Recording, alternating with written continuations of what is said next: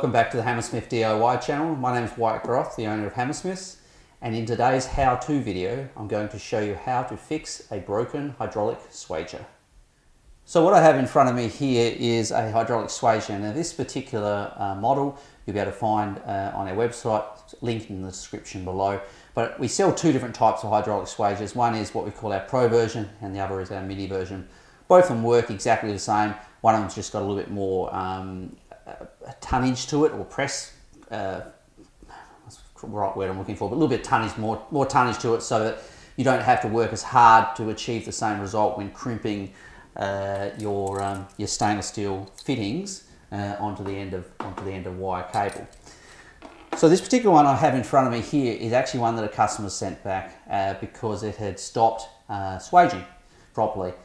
And it's a problem we get from time to time. It's not what I call a common problem, but what we've found over the years as we've been selling these units is it's actually quite a simple fix.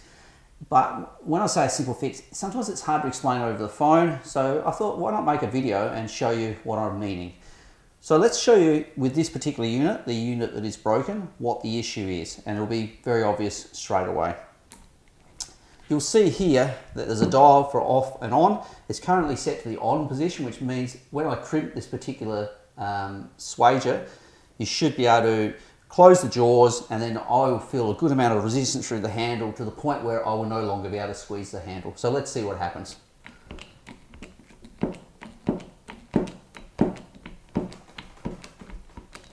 You can see here that the jaws are closed, but I'm still getting strong resistance, or no resistance I should say, through the handle. So the unit is not doing what it needs to do. Obviously when I release it, you can see the jaws open, and if I was to put a wire fitting in there with some wire in the end and crimp it, it just wouldn't put the pressure on it needed to do it.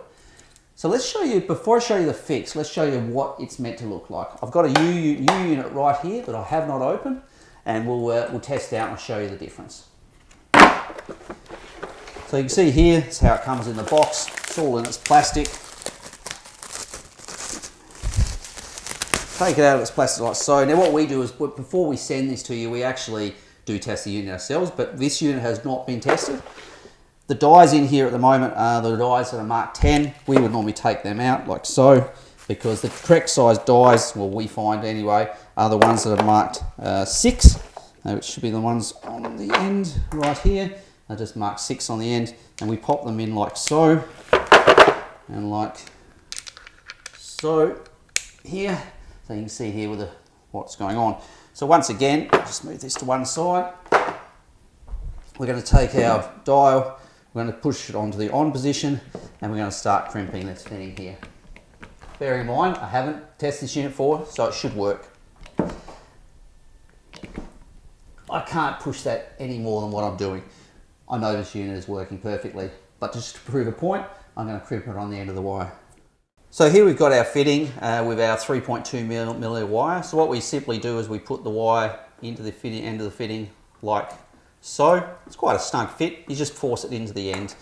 Now what we're going to do is we're going to just, what I find easiest, we just switch this to the on position like so, and then just crimp this in just until you get close to the end, and then what I'm going to do here is just bring this in. It's just a bit too close. I'm going to wind that off a bit, and now come back. And then we sort of crimp it towards the end, not right on the end. Okay, I'm happy with that. That looks pretty good. Just going to just make sure I've got that position properly. Yep, engaged. Yep, okay. So now we're going to crimp this in. Get a bit of force going. Oh, that's about as much as you need to do there. You can see once I release it, the jaws will come back. And what you'll be able to see here is the mark where it's actually crimped. And this wire, I mean, I can't just show you by pulling it, but it will not come out. That's been correctly crimped. So that's a unit which is working well. So we've seen what the correct unit will do and what the end results needs to be. Once again, this is the faulty unit in front of me here. As I showed you earlier, when you crimp the actual thing, there's just no resistance there. It just keeps on, the jaws have come shut, but there is no resistance. So what are we going to do? Well, the reason there is some issues is within this cylinder section here, there is fluid or oil. It's a particular type of fluid, but let's say oil for want of a simple word, or hydraulic fluid. And what happens is when you turn the dial to what they call the on position, it engages a small pin, pushes down on a seal and creates the seal. And by creating a seal, you're allowed to then build up pressure on the unit, which then allows the jaws to come together and it creates a vacuum, for want of a better word.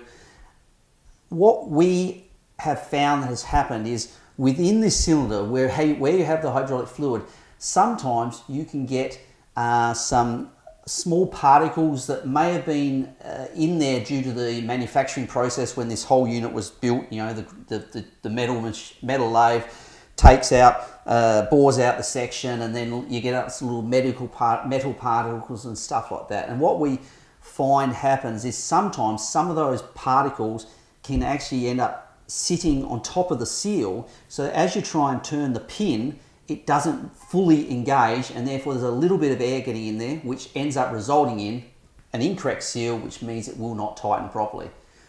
What we have found is the simplest trick is to get yourself a pair of vice grips or multi-grips. These are multi-grips, I should say, but you also can get vice grips.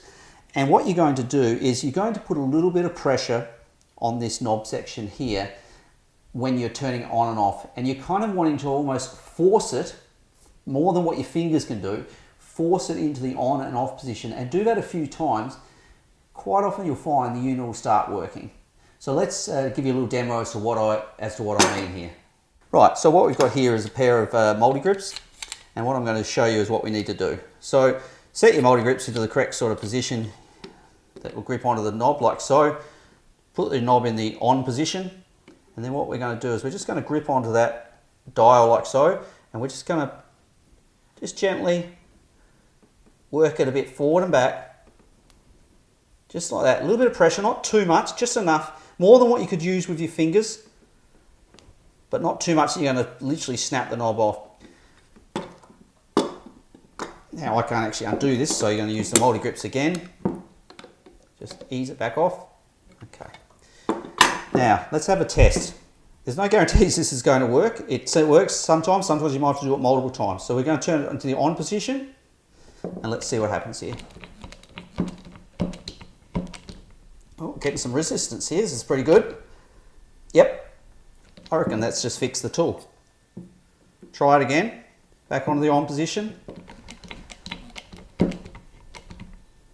Yep, seems to work fine.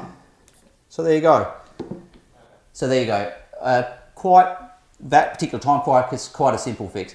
It doesn't always work as easily as that. We've certainly found in the past you can do that a few times. You might notice it gets a little better. You have to keep on working it a bit. The key part is though, when you turning the knob, turning this dial off and on, don't go too hard on it, because if you go too hard on it, you're potentially just going to snap the whole dial off the unit, and then the unit is ruined. So it's just wanting to put a little bit more pressure than what you could otherwise do just using your fingers.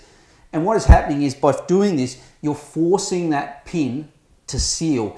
Maybe there's some stuff underneath it that's either going to be dislodged, or it's going to be compressed in such a way that the seal is generated. But let's make sure this thing actually works. So you saw earlier I crimped one end. Now I've got the other end like so. I've got another one of these fittings like so. I'm going to pop it on the end here. Turn the dial onto on.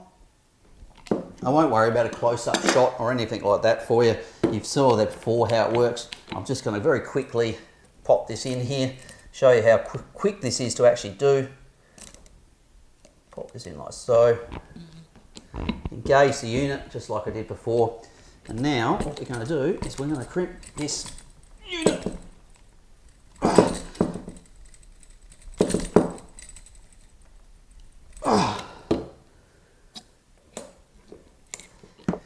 Now if you see here, you can see the same sort of marks on this unit. That's not going to move at all. If you have a look at the same end here, that's the other one we did. It's pretty damn similar. And if you were concerned by it, you thought, no, look, I just think it's not quite doing it to the level I need to, just do a little bit more of that and you should find it fixes the problem. Now, like any tool, sometimes things can go catastrophically wrong and there's no simple fix. But what we certainly found is that the most common issue we have is that particular issue with this tool. It's not a common issue. Perhaps 1 in every 20 tools we might have a bit of a drama with. And sometimes what happens is when we first test the tool, it's not obvious. It's only after it gets used a few times that the problem raises its head. But what I would suggest is if you find that this is the problem, go down this method first, test this out. Hopefully it'll sort the problem out. If for some reason the tool is no longer working still, no dramas at all, give us a call. We'll send you a new one out. Shouldn't happen again. But as a first up fix, that's probably the best way of having a look at it to start with. We hope you've enjoyed this video on how to fix a hydraulic swager. If you like what you've seen, don't forget to subscribe to our channel and remember to hit the bell notification, and that way you'll be notified when any new videos land. And also remember to do the like button on this particular video because it helps these videos be seen on YouTube. This is White Groth, signing off.